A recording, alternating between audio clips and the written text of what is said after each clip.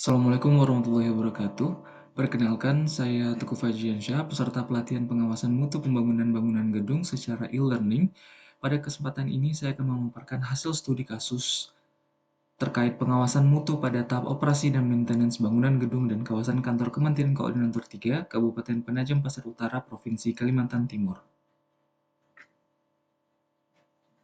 Sebagaimana kita ketahui, tahap OM atau operasi dan pemeliharaan merupakan fase penting dalam siklus hidup bangunan. Namun dalam praktiknya, berbagai permasalahan mutu sering ditemukan pada tahap ini. Salah satunya isu utama adalah minimnya pengawasan terhadap pelaksanaan pemeliharaan rutin dan preventif.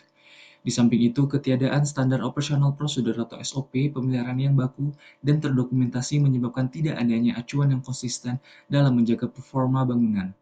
Hal-hal tersebut dapat berdampak pada menurunnya kualitas fungsi bangunan, meningkatnya risiko keselamatan hingga pemborosan sumber daya.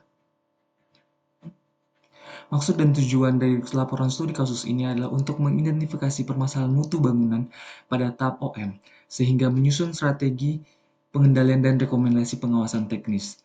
Tujuannya untuk pertama mengetahui risiko dan dampak dari permasalahan mutu OM, kedua, menyusun langkah-langkah strategis untuk pengendalian mutu, serta yang ketiga, memberikan rekomendasi teknis untuk meningkatkan efektivitas pengawasan mutu pada tahap OM.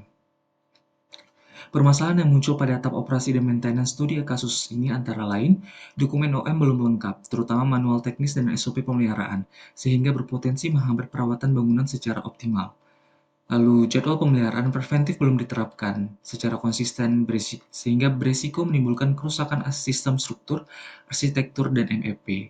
Dan yang ketiga, audit teknis belum dilakukan secara sistematis, sehingga potensi gangguan pada sistem vital, kelistrikan, plumbing, dan keamanan tidak terdeteksi dini. Lokasi studi kasus berada di Kabupaten Penajam Pasir Utara, Kalimantan Timur.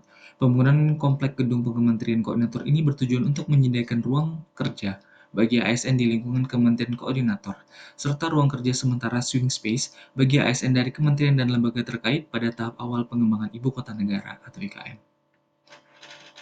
Data lapangan yang kita miliki yang pertama adalah gambar rencana dan as-built drawing, yang kedua di checklist pasca serah terima, dan yang ketiga paparan pengawasan mutu pembangunan bangunan gedung studi kasus pembangunan Kemenko 3 di IKN.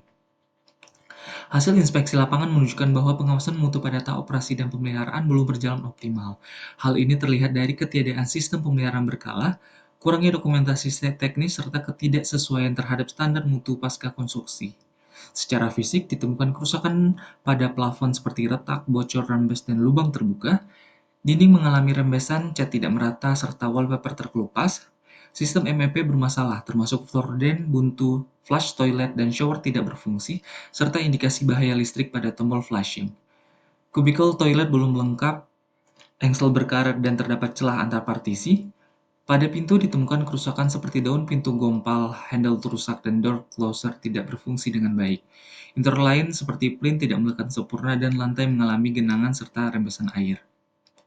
Temuan-temuan tersebut menunjukkan perlunya peningkatan pengawasan mutu dan penataan ulang sistem operasi dan pemeliharaan guna menjamin keberlangsungan fungsi, keselamatan, dan kenyamanan bangunan. Risiko yang muncul cukup serius, mulai dari potensi korsleting akibat air rembes di plafon, standar kebersihan tidak terpenuhi hingga gangguan akses, serta penurunan fungsi bangunan. Strategi yang saya susun dalam studi kasus ini antara lain menyusun manual OM dan panduan teknis untuk seluruh sistem bangunan, serta menerapkan SOP pemeliharaan sesuai standar. Lalu melaksanakan pemeliharaan preventif secara berkala untuk sistem MEP, struktur interior dan eksterior. Dan yang ketiga, melakukan inspeksi rutin guna mendeteksi dini potensi kerusakan atau penurunan kinerja. Rekomendasinya adalah penyusunan dokumen operasi dan pemeliharaan OM, lalu pelaksanaan pemeliharaan preventif, dan yang terakhir audit teknis secara berkala. Sebagai penutup, saya ingin menekankan bahwa pengawasan mutu bukan hanya kewajiban teknis, tapi juga bentuk tanggung jawab terhadap keberlanjutan, kenyamanan, dan keselamatan pengguna bangunan. Demikian pemaparan saya. Terima kasih atas perhatian dan kesempatannya. Wassalamualaikum warahmatullahi wabarakatuh.